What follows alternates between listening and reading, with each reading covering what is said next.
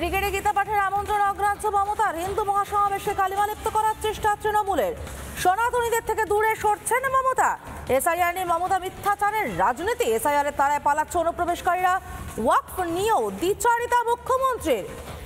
মমতার থেকে মুখ ফেরাচ্ছেন সংখ্যালঘুরাও। মতুয়াদের থেকে সমর্থন আগেই হারিয়েছেন মমতা। সব কুল হারিয়ে বিপাকে মমতা। 2026-এ গদি হারানোর ভয়ে মমতা।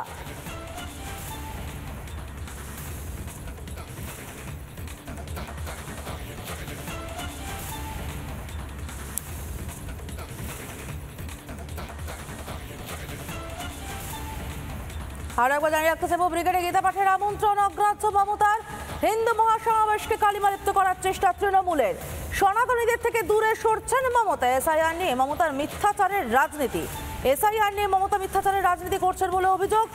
এসআইআর এর তাড়ায় পালাচ্ছে অনুপ্রবেশকারীরা। ওয়াকফ নিয়েও দ্বিচারিতা মুখ্যমন্ত্রীর।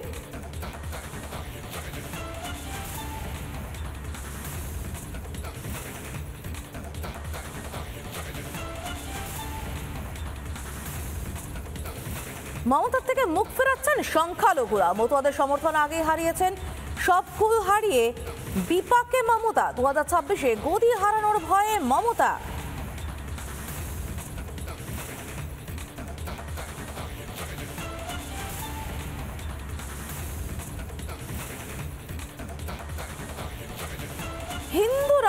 হিন্দু রাষ্ট্র নিয়ে কি বলছেন সাধু সন্তরা, আমরা একবার শুনে নেব।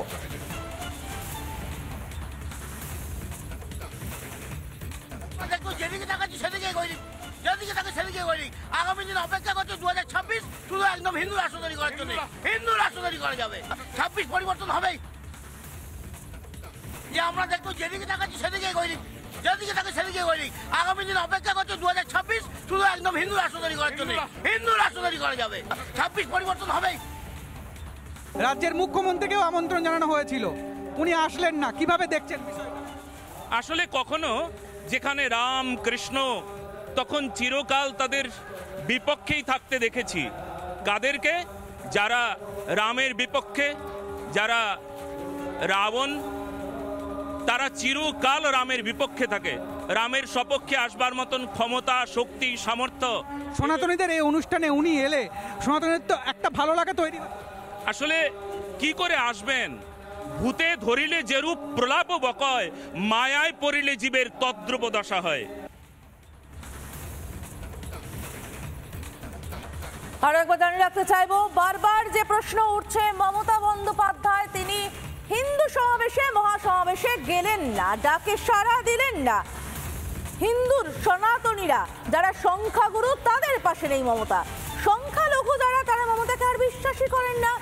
মতুয়ারা বিশ্বাস করে না সংখ্যালঘু মুসলিম সম্প্রদায়ও কেউ বিশ্বাস করে না এই মুহূর্তে মমতাকে। এসআইআর এর তারায় পালাচ্ছে অনুপ্রবেশকারীরাও।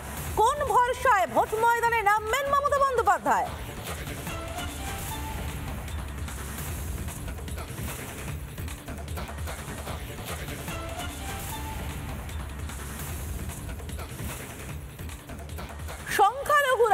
সংখ্যালঘুরা বারবার মমতা বন্দ্যোপাধ্যায়কে কাঠগড়ায় দাঁড় করাচ্ছেন। কেন, কি অভিযোগ তাদের?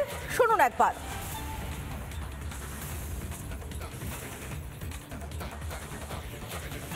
রাজ্যে যে সরকারি ক্ষমতায় আসে তারা শুধু সংখ্যালঘুদের ভোট ব্যাংক হিসেবে ব্যবহার করে।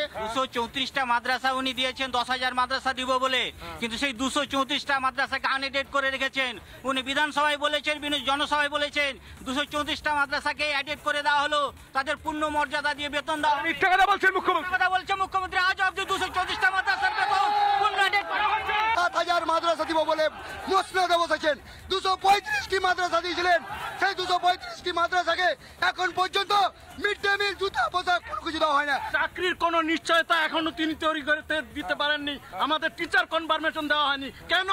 হাইকোর্ট অর্ডার করেছে যে রাস্তার কুকুরকে মিড ডে মিল দিতে হবে, কিন্তু 50,000 ছেলে মেয়ে সংখ্যালঘুকে কেন মিড ডে মিল হয় না? এই রাজ্য সরকারের লজ্জা। সংখ্যালঘুকে কি দুধাল গাই মনে করেন উনি? সংখ্যালঘুর ভোট নিয়ে সংখ্যালঘুদের মাদ্রাসাকে নিয়ে চিনিমিনি খেলছেন। যদি আগামী 26-এ উনি কুকুরকে নিয়ে ভোট নিয়ে রাজ্যে বসবেন, আমরা সংখ্যালঘু উনাকে ভোট দিব না। মমতার ভোট ব্যাংকের এই ফাটলের রাস্তা ধরে পশ্চিম বাংলায় এবার নিজেদের ঘাঁটি শক্ত করার চেষ্টা করছে মিমো। কি বক্তব্য মিম নেতাদের, কেন তারা পশ্চিমবঙ্গে, শুনুন একবার। মমতা বন্দ্যোপাধ্যায় যে সরকার এই মুসলমানের সংখ্যালঘুর ভোট নিবে, সংখ্যালঘুর জন্য কিছু কাজ করবেন। বিল যখন এসেছিল মুসলমান বেরিয়েছিল রাস্তায় সংখ্যালঘু মুর্শিদাবাদে শান্তিপ্রিয় মিটিং করার জন্য, ওর পিছন থেকে কেউ পাথর ফেলে আবার। আর আমি এটা বুঝতে পারলাম না, পশ্চিমবাংলায় আমরা আন্দোলন, ঘর বাড়ি আমার লুট হচ্ছে আর আমাকে তুমি লুট করেছো, এটা কিরকম ধারণা? আজকে আমাদের ধুলিয়ানে আবার 300-400 ছেলে আমাদের মুর্শিদাবাদ অ্যারেস্ট আছে, কোনো খোঁজ খবর নেই। আর টিএমসি এমপি এমএলএ বলছে না আমাদের হাতে কিছু নেই। এটা শুধু মমতা বন্দ্যোপাধ্যায় সংখ্যালঘু মুসলমানকে শুধু টোপ দিয়ে রেখেছে, ঠকছে। এবার ঠকতে পারবে না, এবার দুধ দেওয়া গায়ে লাতিও মারবে। यही 7 महीना पहले हमारी मुख्यमंत्री हम लोगों को बेवकूफ ना बनाती कि ये बिल हरगिज लागू नहीं होगा जब तक हम जिंदा हैं। मेरा जिंदा रहते हुए बिल लागू नहीं हो सकता है, तो आज लागू हो चुका और ऐसे दौर में लागू हुआ है जिस वक्त SIR को लेकर लोग बिल्कुल बावले हो चुके हैं, पागलों की तरह घूम रहे हैं। 5.5 মাস বাংলার জনগণকে, বাংলার লোকগুলোকে ঘুরালেন, আর 5 দিনের মধ্যে কি এমন আপনি সেটিং করে নিলেন যে আপনি তলায় তলায় বিজেপি আর এস এর সাথে কি এমন সেটিং করে নিলেন कि 5 দিনের মধ্যে নির্দেশ দিয়ে দিলেন कि 80,000 প্রপার্টিজকে রেজিস্টার্ড করানো। এটা কি মজাক চলছে? শুনলেন সংখ্যালঘুদের বক্তব্য। সনাতনীরা তারা ক্ষুব্ধ মমতা বন্দ্যোপাধ্যায়ের উপরে, সংখ্যালঘুরা তারা ক্ষুব্ধ মমতার উপরে। এবার শুনুন মতুয়াদের বক্তব্য, তারাও ভয়ঙ্কর ক্ষুব্ধ মমতা বন্দ্যোপাধ্যায়ের উপরে। আমরা মতুয়াদের বক্তব্য শোনাবো, তার আগে আমাদের সঙ্গে রয়েছেন টেলিফোন লাইনে বিজেপি বিধায়ক শঙ্কর ঘোষ। শঙ্করবাবু, আপনাকে স্বাগত রিপাবলিক বাংলায়। কোন ভরসায় মমতা বন্দ্যোপাধ্যায় 26-এর ভোট ময়দানে নামছেন, যেখানে সনাতনীরা ভরসা করতে পারছেন না মমতা বন্দ্যোপাধ্যায়কে, সংখ্যালঘুরা ভরসা করতে পারছেন না মমতা বন্দ্যোপাধ্যায়কে, মতুয়ারা ক্ষোভ নিয়ে পথে নামছেন? দুর্নীতি কথা তো ছেড়েই দিলাম, দুর্নীতির বলা হয় বাংলায় এই মুহূর্তে এপিটম হয়ে গিয়েছে। কোন ভরসা? এবার মনে হয় পেশি শক্তি ভরসা করবেন মমতা বন্দ্যোপাধ্যায়? দেখুন, ভরসার জায়গা মমতা ব্যানার্জি আর মানুষ নেই। এবার মানুষ রূপে কিছু অমানুষ, তৃণমূলের দাস, অনুগত কর্মী, রাজ্যের সরকারি কর্মচারী, মেরুদণ্ড বেচা কিছু পুলিশ আধিকারিক, প্রশাসনিক, তাদের ভরসাতে নামবেন। তবে এটা অন্তত এবার বলে দেওয়া যেতে পারে, মমতা ব্যানার্জি 2026-এ প্রাক্তন মুখ্যমন্ত্রী হতে চলেছেন। এটা পশ্চিমবঙ্গের মানুষের বর্তমানের মেজাজ। ফলে সেই মেজাজ দেখেই তিনি বিভিন্ন সময়ে বিভিন্ন ভাবে উদ্ভ্রান্তের মতন আচরণ করছেন, যা একজন মুখ্যমন্ত্রী হিসেবে বেমানান। শঙ্করবাবু, সেক্ষেত্রে আমি একটা আশঙ্কার জায়গা ভাবছি। আমরা ভোট পরবর্তী হিংসা লাগাতার 2021 থেকে দেখিয়ে চলেছি। পঞ্চায়েত ইলেকশন, মিউনিসিপ্যাল ইলেকশন, কোনো ইলেকশনে বাদ যায়নি ভোট পরবর্তী হিংসা। মানুষ যদি ভরসা না রাখে, সেক্ষেত্রে ভোট 26-এর ভোট এবং ভোট পরবর্তী সময় আমাদের কি আবার রক্ত দেখতে হবে? দেখুন, নির্বাচনকে শান্তিপূর্ণ করবার ব্যাপারে নির্বাচন কমিশন দায়বদ্ধ। আমরা আশা রাখি বর্তমান রাজ্য নির্বাচন কমিশনার তিনি আছেন, কেন্দ্রীয় বাহিনীকে সঠিকভাবে ব্যবহার করবার ক্ষেত্রে উদ্যোগী ভূমিকা নেবেন এবং এই রাজ্যের অভ্যন্তরে, প্রশাসনের অভ্যন্তরে এখনো এরকম অনেক মানুষ আছেন যারা মেরুদণ্ড বেচেন। ফলে তাদের উপরেও সেই ভরসা রয়েছে। এবং এর পাশাপাশি নির্বাচন পরবর্তীতে নতুন সরকার আসলে সেই সরকার নিশ্চিতভাবে নির্বাচন পরবর্তী হিংসা যাতে না হয় সেটাকে নিশ্চিত করবে। বেশ, অনেক ধন্যবাদ আমাদের সাথে কথা বলার জন্য। আমরা বিজেপি বিধায়ক শঙ্কর ঘোষের সঙ্গে কথা বলছিলাম এবং যে বিষয়টা, যে আশঙ্কাটা বারবার তৈরি হচ্ছে যে কোথাও গিয়ে যখন মমতার থেকে সবাই মুখ ফিরিয়ে নিচ্ছেন, সনাতনীরা মুখ ফিরিয়ে নিচ্ছেন, সংখ্যালঘুরা মুখ ফিরিয়ে নিচ্ছেন, মতুয়ারাও মুখ ফিরিয়ে নিচ্ছেন, তখন কোন ভরসায় নামবেন মমতা বন্দ্যোপাধ্যায়? মতুয়ারা ঠিক কি বলছেন, কেন মুখ ফেরাচ্ছেন মমতা বন্দ্যোপাধ্যায়ের উপর থেকে, শুনুন তাদের মুখেই।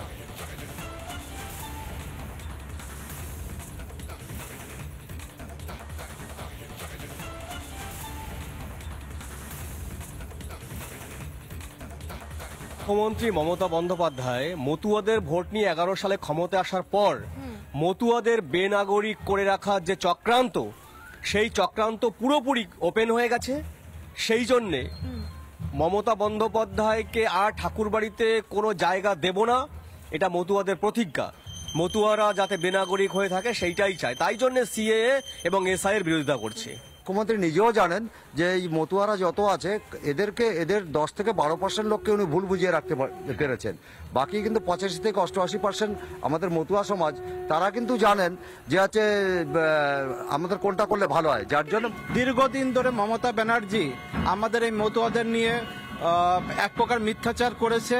উনি বলেছেন আমরা ঠাকুর বাড়িতে অনেক কাজ করেছি, আমরা হরিচাঁদ গুরুচাঁদ ঠাকুরকে নিয়ে অনেক কাজ করেছে, কিন্তু যে মমতা ব্যানার্জি আমাদের পরম ঠাকুর শ্রী শ্রী হরিচাঁদ ঠাকুর, শ্রী শ্রী গুরুচাঁদ ঠাকুরের নাম সঠিকভাবে নিতে পারে না, তাহলে উনি ঠাকুর বাড়ির নিয়ে কি কাজ করেছে, উনি আমাদের পরম ঠাকুর নিয়ে কি এমন কাজ করেছে? আমাদের ভয় দেখাচ্ছে, আমরা ভয় পাচ্ছি না, তাতে আমরা ভয় পাবো না। আমরা শান্তনু ঠাকুরকে চাই, আমরা মতুয়া সম্প্রদায়, আমরা ভয় পাবো না। ভুল করছে বলেই তো আজকে আমরা মতুয়ারা খেপে গেছি।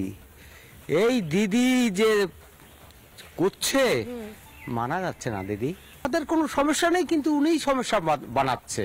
ওনার কিছু কিছু লোক আছে দেখেন এখনো ফর্ম নেয় নাই বলে করতে হবে না, এরকম অনেক জায়গা দেখা যাচ্ছে।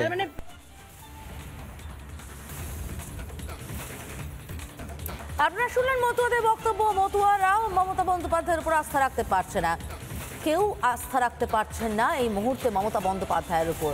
ভোটে কি তাহলে পেশি শক্তি ব্যবহার করবেন? ভোটে কি আমরা তাহলে হিংসার আশঙ্কা করব?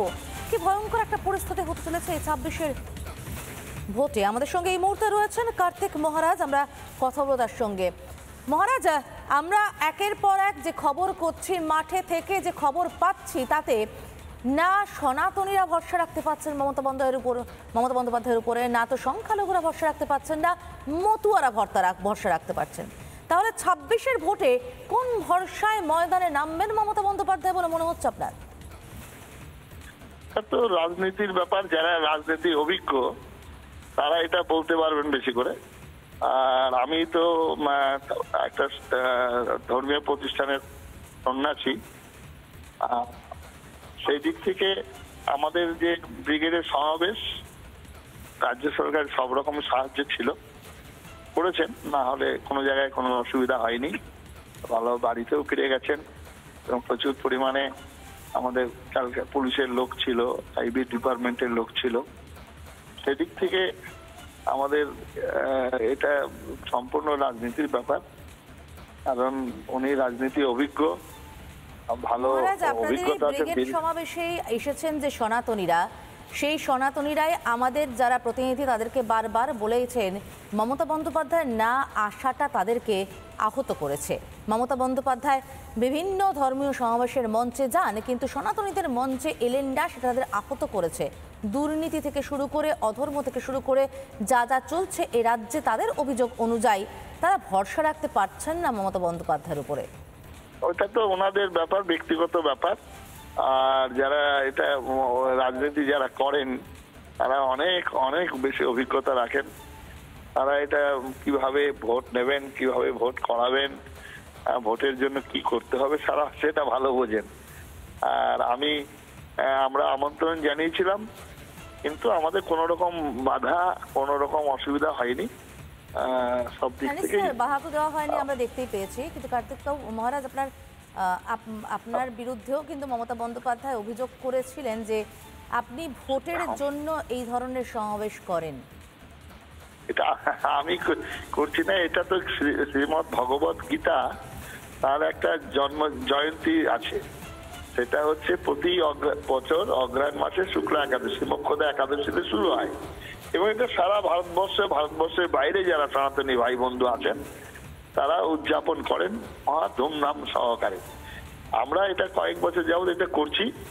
এটা হয়তো নির্বাচনের ঘোষণা হয়নি, যদিও এটা কাকতালি হয়ে গেছে।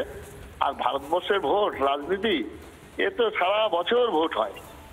এই তো বিহারে হয়ে গেল, তারপরে উপনির্বাচন হবে, তারপরে কোথাও না কোথায় হচ্ছেই। সুতরাং এটার সঙ্গে এটা কোনো সম্পর্ক নেই। বেশ, অনেক ধন্যবাদ মহারাজ আমাদের সাথে কথা বলার জন্য। আমরা কথা বলছিলাম কার্তিক মহারাজের সঙ্গে। মমতা বন্দ্যোপাধ্যায় গতকাল গীতা পাঠের মঞ্চে ছিলেন না, সনাতনীদের থেকে দূরে ছিলেন। কার্তিক মহারাজ যদিও বলছেন যে রাজ্য সরকার কোনো ধরনের কোনো বাধা দেয়নি, নিশ্চিতভাবে রাজ্য সরকার বাধা দেয়নি। যে ভিড়, যে মানুষের উচ্ছ্বাস আমরা দেখেছি, সেখানে বাধা দিতে এলে হয়তো হিতে বিপরীত হতো।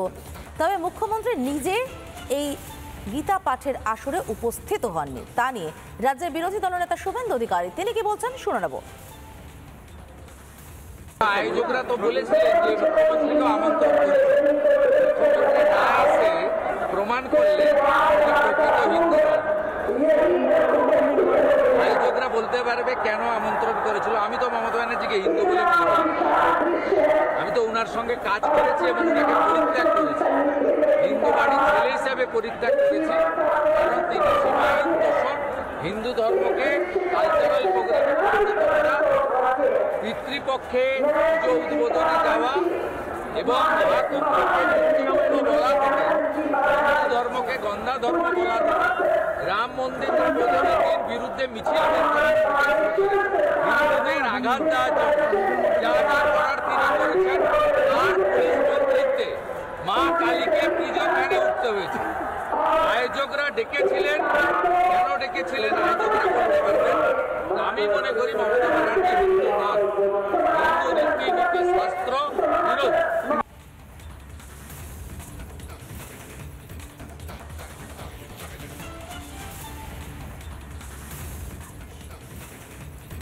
মিম নেতা দানিশ আজিজ, তার সঙ্গে আমরা কথা বলেছিলাম সকালে। মমতা বন্দ্যোপাধ্যায়ের ওয়াকফ নিয়ে দুমুখ নীতি, সনাতনীদের মঞ্চে না যাওয়া, সবটুকু নিয়ে তিনি কি বলছেন শুনবো।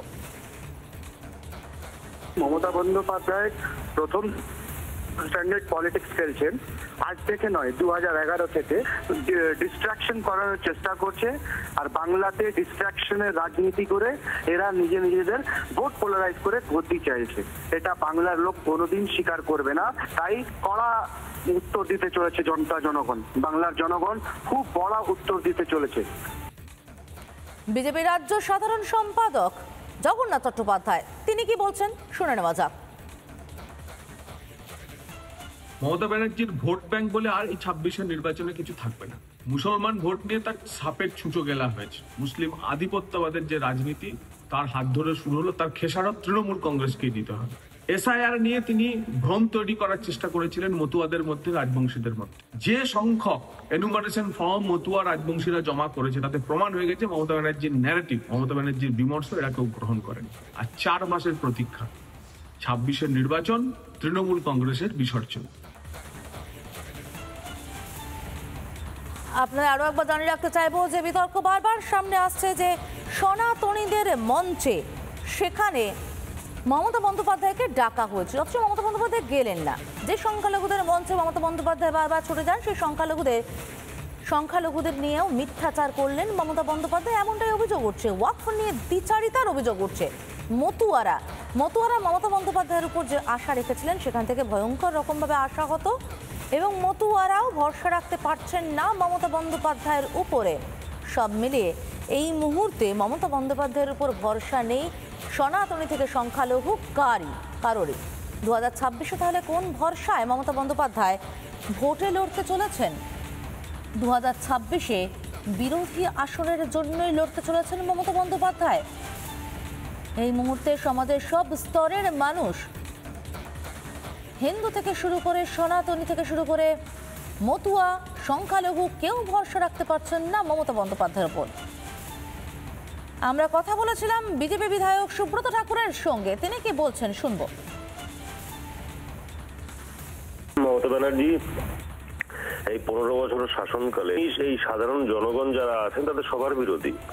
কাটমানি ছাড়া এই রাজ্যে কোনো কাজ হয় না। মমতা ব্যানার্জির স্বাস্থ্য থেকে শুরু করে প্রত্যেকটা দপ্তর তারা ভেঙে পড়েছে। ওনাকে গীতা পাঠের যেখানে আমন্ত্রণ করা হয়েছিল, উনি গীতা পাঠের ওখানে উনি যাননি। আসলে এরকম প্রত্যেকটা জায়গাতে যেখানে মানুষ অনেক আশা নিয়ে 2011-তে ক্ষমতায় এনেছিলেন এবং মুখ্যমন্ত্রী বানিয়েছিলেন মমতা ব্যানার্জিতে, সেখানে উনি রাজ্যটাকে শ্মশানে পরিণত করেছেন। সেরকম 26-এও এই পশ্চিমবঙ্গের মানুষ তৃণমূলকে ও মমতা ব্যানার্জিকে বিসর্জন দেবে। মমতার বিরুদ্ধে সাধারণ মানুষের ক্ষোভ ক্রমশই বাড়ছে। এ নিয়ে কি বলছেন অভিনেতা এবং বিজেপি নেতা রুদ্রনীল ঘোষ, শুনে নেব। আমার খুব কষ্ট লাগছে পশ্চিমবঙ্গের মাননীয় মুখ্যমন্ত্রী মমতা বন্দ্যোপাধ্যায়ের জন্য, যিনি নিজে একজন সনাতনী হয়ে তার আমন্ত্রণও ছিল এখানে আসা, তার উচিত ছিল, কিন্তু তিনি যে সনাতনের মঞ্চ ভগবান শ্রীকৃষ্ণের কথা, গীতার কথায় তিনি খুব একটা আকর্ষণ বোধ করেন না, প্রমাণ দিলেন। তিনি প্রমাণ দিলেন যে বরং গীতার পাঠের মাঠে উপস্থিত না হয়ে তিনি বরং এই পবিত্র ঈদের মঞ্চে উপস্থিত থাকতেই তিনি বেশি স্বচ্ছন্দ। আমার মনে হয় যে সনাতনীরা বার্তা পেয়ে গেলেন যে আমাদের পশ্চিমবঙ্গের মুখ্যমন্ত্রী মমতা বন্দ্যোপাধ্যায় তিনি গীতা পাঠে শান্তি খুঁজে পান না, বা ঈদের মঞ্চে রেড রোডে উপস্থিত থেকেই শান্তি খুঁজে পান, যে কারণে তিনি বিধানসভায় বলে ফেলেন মহাকুম্ভকে মৃত্যুকুম্ভ বলে দুঃখ দেন, আর ঈদের মঞ্চে উঠে হিন্দু ধর্মকে গান্ধা ধর্ম বলেন। নানা ধরনের কন্টেন্ট দেখার জন্য লাইক করুন, শেয়ার করুন আমাদের ফেসবুক পেজ, সাবস্ক্রাইব করুন আমাদের ইউটিউব চ্যানেল। পাশাপাশি অন্যান্য ব্রেকিং নিউজের জন্য অবশ্যই চোখ রাখুন রিপাবলিক বাংলায়।